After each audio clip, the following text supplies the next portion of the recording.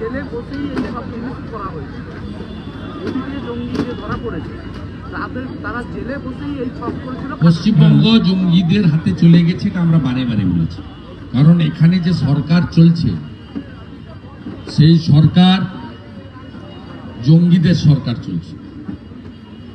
এই সরকার সম্পূর্ণভাবে জঙ্গিদের মদত দেওয়ার সরকার চলছে এবং এই সরকারি দলের একাধিক মন্ত্রী তারা হলেন এই সরকারের মুখ। এবং এই দল একটা সময় নিষিদ্ধ সংগঠন সিমির ইমরানকে পাঠিয়েছিল রাজ্যসভায় এবং পিএফআই তার যে নিষিদ্ধ সংগঠন তার শামশেরগঞ্জের প্রোগ্রামে ফারাক্কার তৃণমূল এমএলএ যোগ দিয়েছে। এবং সম্প্রতি দুদিন আগে মুর্শিদাবাদের যে বোমা বিস্ফোরণ হয়েছে ফরিদ শেখ, আমি সোশ্যাল মিডিয়ায় দিয়েছি, দেখবেন 1 জানুয়ারি তৃণমূল কোম্পানির যে প্রতিষ্ঠা দিবস, সেই প্রতিষ্ঠা দিবসে ওখানকার যিনি চেয়ারম্যান পৌরপ্রধান ইন্দ্রজিৎ বাবু তার সামনে দাঁড়িয়ে পিসি জিন্দাবাদ, ভাইপো জিন্দাবাদ বলছিলেন। দাদা, মহানন্দা দখল করে বালি চুরি এবং অবাধে লুট চলছে। কোন নদীর অস্তিত্ব নেই, শুধু মহানন্দা কেন, আপনি সুবর্ণরেখা, কাঁসাই, এই যে রামনগরে বসে আছেন, দেপালের পর থেকে বাধিয়া পর্যন্ত লুট আর লুট।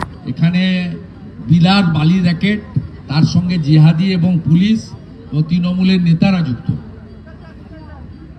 কোথাও এই কাছে সুবর্ণরেখা, আপনি যান, এখান থেকে শুরু করে আপনি একদম অজয় দামোদর পর্যন্ত বিস্তীর্ণ এলাকা দক্ষিণবঙ্গের কোনো নদীর অস্তিত্ব নেই। তমলুকে হাত দিয়েছিল, জনগণ তাড়া করতে পালিয়েছে কয়েকদিন আগে।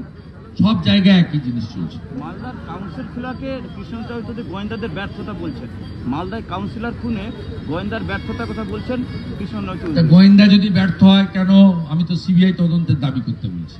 ও রাজ্য সরকার চাইলে সিবিআই কে তো ট্রান্সফার করতে পারে, কোর্টে যাওয়ার তো দরকার নেই।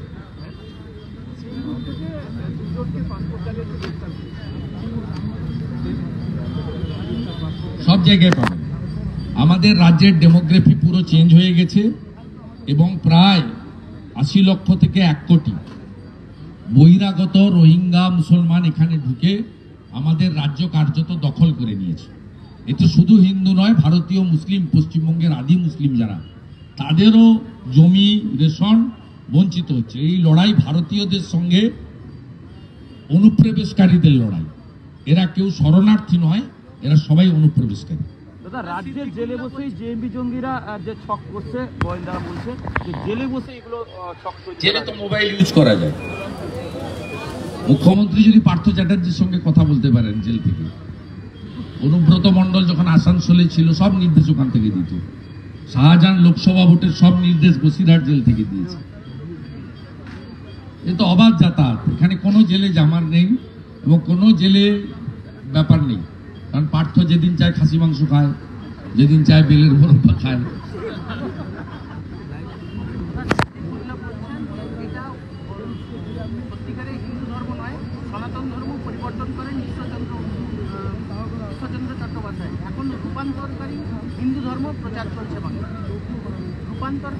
উনি আমাদের ধর্ম সম্পর্কে বলার অধিকার ওনার নেই। ওনার ধর্ম সম্পর্কেও যেমন আমাদের যতটুকু জানি তার বাইরে বলা উচিত নয়। আমরা কখনোই বলি না, কারণ আমরা স্বামীজির শিষ্য, তিনি শিখিয়ে গেছেন নিজ ধর্মে আস্থা রাখো, অপর ধর্মকে শ্রদ্ধা করো। উনি এই ধরনের কথাবার্তা বলে হিন্দু ধর্ম, হিন্দু সমাজকে আক্রমণ করছে। হিন্দুরা অত্যন্ত সংযত, শান্ত। আমি যদি এই কথাটা ওনার ধর্ম সম্পর্কে বলতাম, এখন 25টা বিক্ষোভ মিছিল বেরোতো, 30টা থানায় গিয়ে ফেল। পশ্চিমবাংলার হিন্দুরা তারা অন্তত বুঝতে শিখুন। 39% ভোট তো আমাদের দিয়েছেন। একটা বড় অংশের হিন্দু ভাতার লোভে বা অন্য কোনো কিছুর লোভে ভোট অন্য জায়গায় দিচ্ছেন। বিজেপি শাসিত রাজ্যে তো ভাতা বন্ধ হয়নি, ভাতা বেড়েছে। এখানে যেটা 1000 টাকা পাওয়া যায়, মহারাষ্ট্রে সেটা 2100 টাকা দেয়, হরিয়ানাতে 2100 টাকা দেয়। এখানে যেটা 1000 টাকা দেয়, মধ্যপ্রদেশে সেটা 3000 টাকা দেয়। এখানে যেটা 1000 টাকা দেয়, সেটা অসমে আমরা 2500 টাকা দিই। কিন্তু সর্বোপরি এই রাজ্যে আমাদের মানে অস্তিত্ব রক্ষার লড়াই। একজন মন্ত্রী নিজে বলছেন 33% হয়ে গেছে, সংখ্যাগরিষ্ঠ হতে হবে। সিদ্দিকুল্লাহ চৌধুরীর বক্তব্যের তীব্র নিন্দা করছি এবং সনাতনীদের বলবো সিদ্দিকুল্লাহ চৌধুরীর নামে এই বক্তব্যের ভিডিও সংগ্রহ করে অবিলম্বে বিভিন্ন থানায় এফআইআর করুন এবং আমি অন্তত প্রতিবাদে নামব। যেমন ফিরহাদ হাকিমকে বিধানসভার ভিতরে হাতে গীতা নিয়ে ক্ষমা চাইনি, দুঃখ প্রকাশ করিয়েছিলাম। সিদ্দিকুল্লাহ চৌধুরীর এই হিন্দু ধর্ম সম্পর্কে যে ব্যাখ্যা, অপব্যাখ্যা, তার বিরুদ্ধে আমরা রাস্তায় নামবো, প্রতিবাদ করব এবং আমি হিন্দু সমাজকে বলছি ওনার নামে বিভিন্ন থানায় এখন যাওয়ার দরকার নেই, নতুন বিএনএস এর নিয়ম অনুযায়ী মেল করে এফআইআর করব। বাংলাদেশের সেনাবাহিনীর যুদ্ধ মহড়া ঘুরে দেখলে নিয়মিত কি বলবেন? বাংলাদেশের যুদ্ধ মহড়া ঘুরে দেখলে নিয়মিত। বাংলাদেশে আবার সেনাবাহিনী আছে, বাংলাদেশে সেনাবাহিনী আছে, আমি আপনার কাছ থেকে শুনলাম। সালাম ধর্মে হিংসা নেই, স্বামীজি প্রকৃত সনাতন হিন্দু রক্ষা করেছিলেন।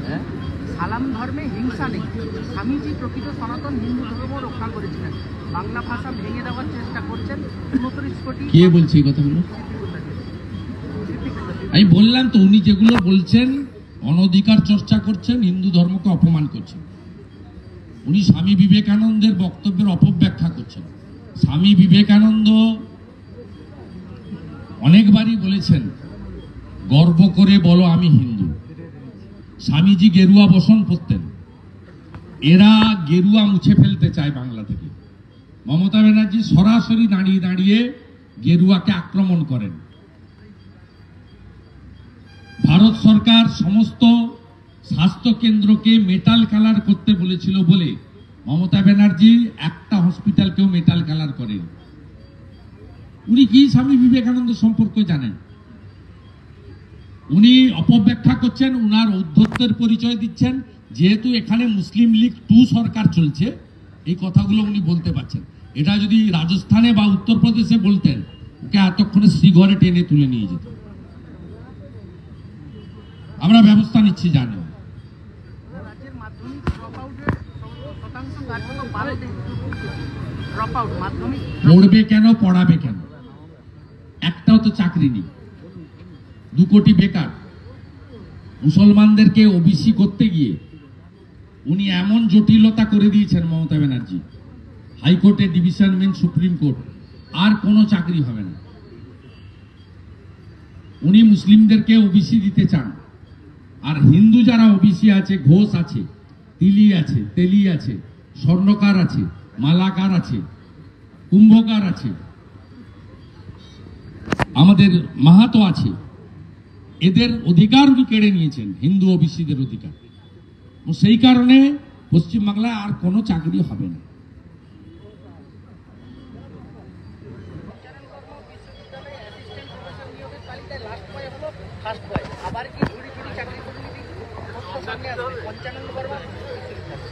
কুকুরের ল্যাচকে যেমন সবাই মিলে, আমরা আজকে কয়েক হাজার লোক ছিলাম, আমরা যদি কুকুরের ল্যাচকে সবাই ধরে টানতাম, ল্যাচ হয়তো ছিঁড়ে যেত, কিন্তু সোজা হতো। এক টুকরো কয়লাকে আপনি বাড়িতে নিয়ে গিয়ে আজকে সারা রাত্রি দুধে সিদ্ধ করুন, সকালবেলা উঠে দেখবেন কয়লা কালোই থাকে। তৃণমূল মানে তৃণমূল মানে তৃণমূল মানে তৃণমূল মানে তৃণমূল মানে তৃণমূল মানে নিতাই স্যারকে জিজ্ঞেস করে আসুন, পিডব্লিউডি জমি ছেড়ে দিয়েছে এখানে টাকা।